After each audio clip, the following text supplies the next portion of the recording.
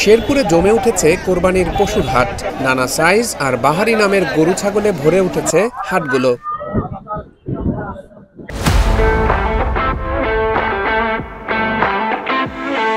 এই যে ২০ মণ ওজনের লাল বাহাদুর, শ্রীবর্তীর মথুরাদির মোশাররফ হোসেন নিজের সন্তানের মতো করে লালন পালন করেছেন এই গরুটিকে। দাম হাঁকছেন ৯ লাখ টাকা। একটা ছেলে মানুষ আমি যে মানুষ করছি, আমি মানুষ করছি।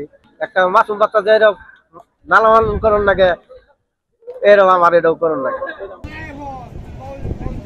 একই হাটে বাদশা আর লাল বাদশা নামে দুটি বড় দেশি গরু এনেছেন কুড়িপাড়ার নূর ইসলাম। এই দুটো গরু কিনা আমার ৩ লাখ টাকা। ছোট বাচ্চা কিনছিলাম, ৩ বছর পালছি, খুব কষ্ট হয়েছে। বেশি যাবো বাইর যাবো, খুব কষ্ট না। ঝগড়ারচরের কমল মণ্ডল ও তার গরু আপন ও দুলাল। আপন আর দুলাল নামের দুটি গরু নিয়ে এসেছেন ঝগড়ারচরের কমল মণ্ডল। হাটে তুলেছেন বিক্রির আশায়। কিনে পালন করছি, 1 বছর ধরে আমি পালন করতেছি। দানাদার খাওয়ায় পালন করতে হয়, দানাদার ঘাস খেলে খেলে মানুষ করছি।